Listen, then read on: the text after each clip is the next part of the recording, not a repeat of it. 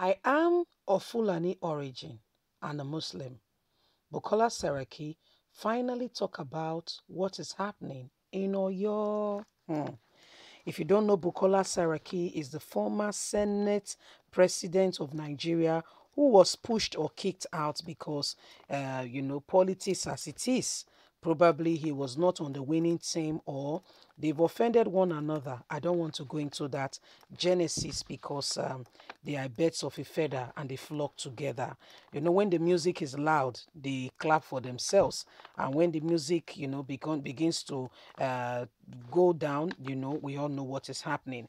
Anyway, my people, don't forget to give us a thumbs up, subscribe if this is your first time. We truly, really appreciate you. God bless you. Let's get straight into the news and understand the shocking revelation being made by Bukola Saraki. Bukola Saraki has come out on his Twitter handle to talk about the current situation that happened in Oyo and Ondo State recently, where he condemned the silence of the stakeholders that were supposed to come out and speak about this matter. He said that the silence of those people is not a good sign, that there is something wrong somewhere, and this is not good for the country.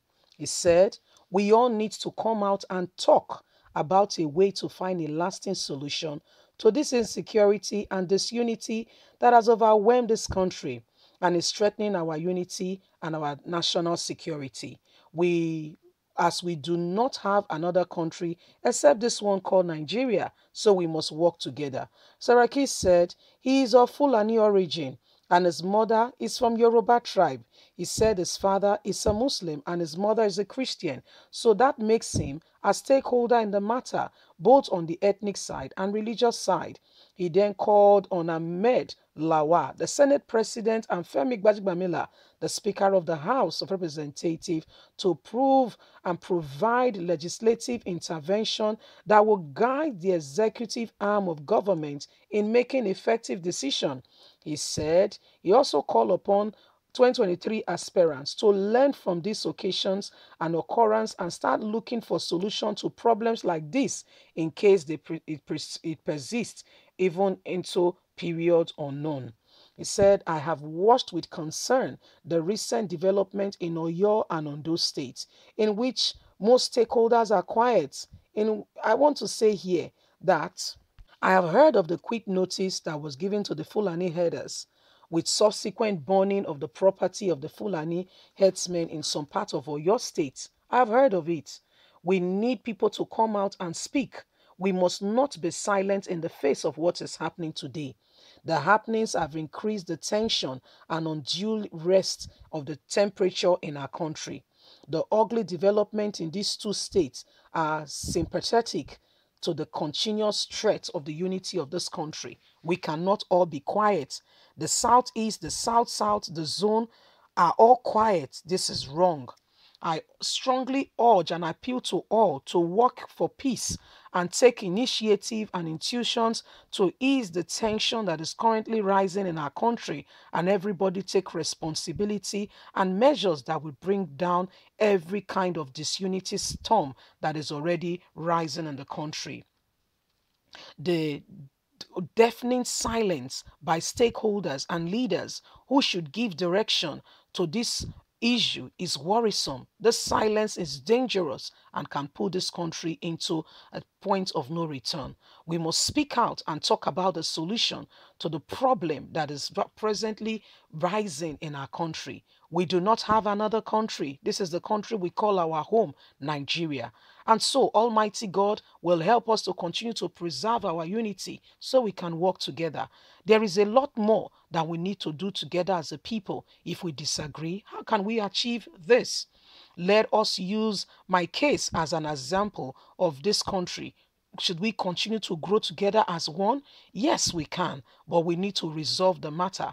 My father is a Muslim and from the north. My mother is a Yoruba woman and a Christian, but they got married, and marriage is one of the most holy union Thus, I am affected with both sides, whether ethnic or religion, and therefore I am appealing to all for the unity and betterment of the entirety of this country.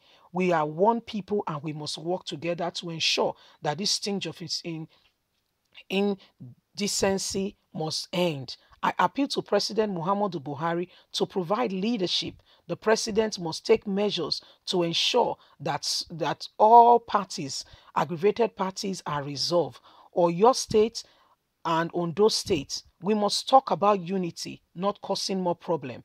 Talking about arrest, not necessary for Sunday. He's only speaking on the plight of the people. The people will rise up if you do such a thing, because he did not cause any trouble, but rising to the injustice going on. Let us restrain from every act of war. President Muhammadu Buhari must see himself as the president of all, not for a particular set or for a particular people. Everybody must make adequate contribution and bring ideas to save our dear country from this insecurity, disunity, and involvement in criminal activity. Mr. President, do call everybody together and do the needful. Lead, give leadership. This is a period requested to see your hands, whether APC or PDP. All hands must be on deck. The whole of the South, Southwest, and Southeast must come together and provide solution for a better, lasting solution to this insecurity. If we continue like this, a rage will break out when people get tired. Meanwhile, it is important for stakeholders not to fold their hands and pretend like nothing is happening. We must all come together and stop disguising under whatever we are. Though this is Saraki speaking, okay? So Saraki is saying Muhammadu Buhari should be given leadership, not trying to sectionize the country, being in a particular set, leaving the rest to fend for themselves. It does not work. I put it simple, it does not work. Nobody's going to accept that. Nobody. He has tried it and he sees the results. That the nation is rising up to say, if you try it, you will get it not just in doses, you get it in quantum. You will get it and you will get the dose real good, you know. And Saraki is speaking, he said, listen, I am from both sides and this affects me. And, you know, he made one very strong statement, which I quite agree with. We don't have another country. Yes, this is the country we call our home. You might have dual nationality, probably wherever you are. Wherever that is your second home. Your first home will always be this dear country. Anyway, guys, leave us a comment. Please like us, share, subscribe. Click on the notification button so you can get all our latest news. We sincerely appreciate you. God bless you. Bye for now.